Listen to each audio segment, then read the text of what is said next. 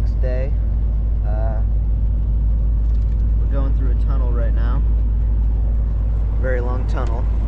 This place is kind of like an airplane, to be honest. You know, they bring you snacks and water. They take your trash. You stop for meals and stuff. And they have these nice red sleeping lights. It's about 11 in the morning. We stopped for breakfast already, but I didn't film that because I was still kind of tired. People in general said that you kind of sleep like shit on sleeper buses, but I don't know, I slept great. I mean, I think it's because I have claustrophilia. Like, I really love in super confined, like, tight spaces. And, you know, as you can see, I mean, it's tight in here. There's maybe a foot between my head and the ceiling. There's where my head goes. This is how big one of these things is. These ones are doubles up there, so they're bigger. But yeah, I have a single. So it's pretty confined, which I think helped me sleep better, to be honest. Yep, another like 20 hours till Ho Chi Minh. So we're stopping for dinner now. This is what a bus stop here looks like. I think there's like some agreement between the bus companies and the places because they give us free food. And then there's also like a store if you want to buy extra stuff. Usually pretty crowded. Here's a table with nobody at it yet. This is like what a typical dinner might be here. Egg, meat, meat, meat, meat. Alright, just had dinner. Waiting for the bus driver to come back to unlock the bus. Dinner was fine. I couldn't really eat anything except the cabbage and the greens. There was egg too. I had a little of that. But the guys at my table kept kind of insisting I do shots with them, and I didn't really know to say no. So did a lot of shots of Happy Water, which is like rice vodka essentially. It's like sweet rice vodka. It's like 30%. It's not like 40%. So it's a little less pure, but it means I'm about to pass the fuck out when I get back into my chair. It's just gonna hit me like a truck and fall asleep so quickly. Which in a way I guess works out because we're probably gonna reach Ho Chi Minh in about 10 hours. Here's where we are on the map. Here's where we started up in Hanoi. Come all the way this way. This is Ho Chi Minh City. So we realistically will drive for about another 10 hours. It's 5:40 right now, and we'll get into Ho Chi Minh at about 2 in the morning. So it's kind of best to time my sleep so that I'm waking up at about 2, which is probably what will happen because of all that vodka. So I think in the end it was probably for the best. Alright, made it to Ho Chi Minh. Final journey took 35 and a half hours, so I guess there's bad traffic because they're supposed to only take 30 hours, but whatever, it's fine. Yeah, the ways they woke you up on this bus were fucking mean, man. The first time they woke me up, they just slapped me awake to go have dinner, and the second time they woke me up, they blasted club music right in my ear. I mean, that's how they woke everybody up, so it wasn't like directed at the white person kind of thing, but yeah, yikes, it's a brutal way to wake up. But now we're here, so I should get on a bus to Phnom Penh soon. Once I get off of this one, just go from bus to bus, I think. 5:30 a.m. Alright, the person at the ticket counter was not helpful at all. They just said, "You're in the wrong place, go to District 5. And if I looked on the online for buses from Hanoi to Phnom Penh, it does indeed say buses leaving at 8 and 11:30 from District 5. So I have to assume then that District 5 is a different part of this bus station, but I have no idea how the fuck to get there. So I may just kind of walk around and like say District 5 at people until they lead me there. That usually works. Alright, I got a bus to the border crossing since they don't go past the border, I guess. Leaves in 15 minutes. Hope I can find it. Alright, we're on the bus. Technically they call it a limo, but this is just a nice-ish bus with 7 seats and, you know, like cool paneling and stuff. So, going to the Mok Bai International Border now. Alright, I've been been transferred from a bus to a car, and we're right at the border now. I think they're gonna drive me up to the actual border. I'm not gonna film there for obvious reasons, but should be in Cambodia soon. All right, I'll start this clip off with something interesting. We got some pepper snails on the back of a motorbike. If you could smell them from the camera, they smell like spicy ocean. Very interesting. So, good news, bad news time. I'm in Cambodia, yay. I have a visa for a month. Bad news is I have literally no money because I didn't want to be stuck with like a currency I couldn't use, so I just only took out enough to pay for the visa fee across the border. So I have like 12,000 dong now, which is nothing. And there's an ATM by the border, but it's closed today. So I went over to this casino over there, and I asked the guards at the casino, hey, where's an ATM machine? There's not that one. And they said, oh no, long walk, and they like shook their heads. And I was like, it's okay, I can walk it. So they just said, go down the street and turn right until you hit a supermarket, and it'll be at the supermarket. So I hope that one's open, because if not, looks like I'm walking to Phnom Penh, because I got literally no money. It's 40 miles, so I can do that in 2 days. Hopefully I'd find an ATM along the way somewhere. Yeah, that's the update. Cambodia acquired. Alright, I've been haggled by pretty much every single one of these tuk-tuk drivers, but this is the first one that spoke English, so he got me. I said, take me to the ATM, and he said, okay, and I said, I don't have any money. He said, it's okay, you can take it out. So, I better damn hope that this one takes money, because if I don't, I just like stole a ride from this guy. Yeah, but hopefully he takes me to one that isn't broken. Alright, $10 later, and we are USD. We are on a bus to Phnom Penh. As you can see, I'm the only person on the bus. Those two up there are drivers. They kind of looked at me funny when I was just standing by the border and was like, Phnom Penh, Phnom Penh. So I guess it's actually not that common for people to take one bus to the border and then go through the border and take a different bus to Phnom Penh. So I guess I couldn't find a bus that took me straight from Ho Chi Minh City to Phnom Penh.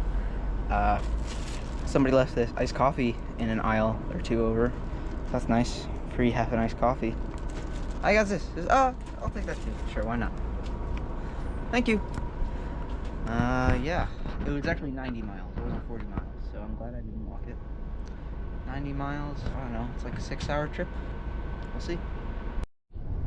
Alright, we're about 3 hours away from Phnom Penh, give or take, maybe 3.5 hours. But I noticed that I think all of the chairs on this bus are ripped out of an old airplane. Because look, they have spots that says earphone for headphone jack and then for volume and channel. And they also have the like reclining buttons and the like all the buttons you'd usually see on an airplane chair, and they have like really sturdy, like hard to move handles. They have the pocket and everything. I think this is maybe where they would have screwed on the tray table. I'm guessing that they just ripped out a bunch of old chairs from a plane to make this, and then they had this like aluminum siding that they kind of just welded onto the back of them so they could sort of be like modularly installed. Stalled out 5 miles from Phnom Penh. I don't actually think we stalled out. I think they're just pausing to let the rain die down because it's like flash flood conditions on the road right now. They can't really drive a bus, and we have to. I think it's because we're about to go over a bridge, and it's not safe to go over a bridge when it's like flash flood conditions in a bus. But you know, a truck just went by, so I don't know what that theory is. Maybe there is something wrong with the bus. But we've been sitting here for like 20 minutes now. Yeah, hopefully the rain dies down. Alright, people have started just getting Ubers off the bus because they're too impatient to wait here for so long. There's only 3 people left on the bus now. I really hope that all of these other people don't also get an Uber, because I have a feeling if I'm the only one left on the bus, they're probably just going to kick me off. They're not just going to chauffeur me to Phnom Penh. She has a sock that separates the big toe from the other toes. That's kind of interesting. Alright, there's only 2 left now. I'm definitely getting kicked off. They made the motion with the hand. They said, you know, go, get taxi. That's annoying. So, yep, kicked off the bus 5 miles from my destination. All right, well, on the downside, I definitely got kicked off. But on the bright side, I stalled them for long enough. I said, no, car coming, car coming. And I just kind of like made up whatever so they would let me stay on the bus. I stalled them for long enough that it stopped raining. So I'm just gonna walk it, I guess. It's a 4.6 mile walk from where I am, so should get into the city at about 6:30, which will mean the total duration of my trip was 48 hours and 30 minutes. So over 2 days of transit, just barely. Yeah, I'm walking by the river. Should be pretty. I mean, genuinely, it's pretty impressive that this guy is able to land his sinker into the water, because he is ostensibly fishing directly into a trash heap. Like, there's not even that much like water for his sinker to land in. I don't know how there's going to be any fish in this. All right, made it to the hostel for the night.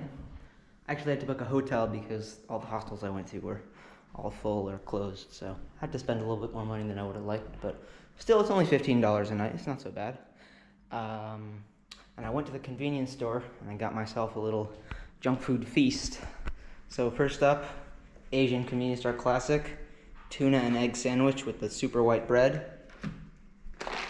Mee Goreng flavored potato chips.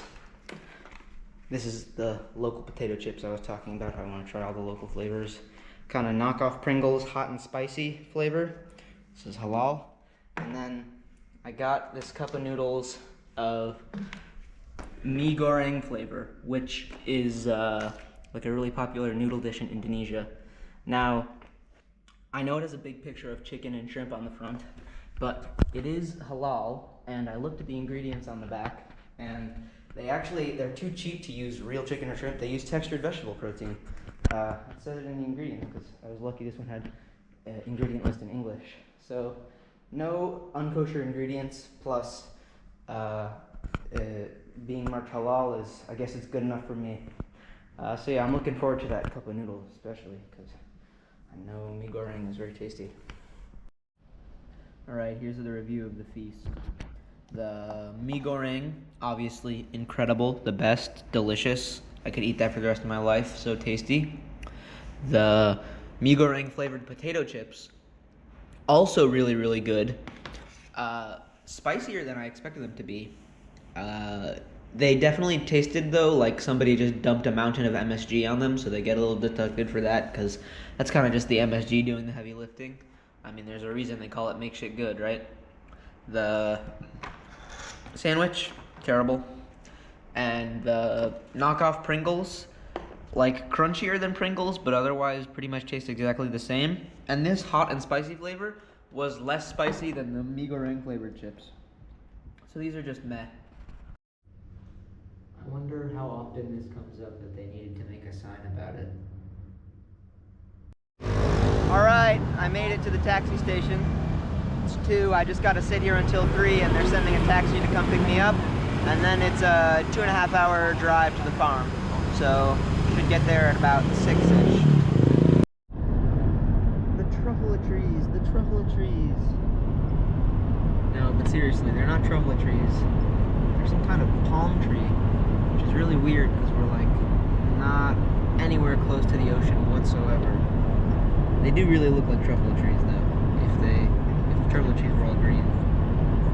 They're everywhere, man. They're just massive forests of these. I'll call them truffle trees. They're just massive forests of the truffles.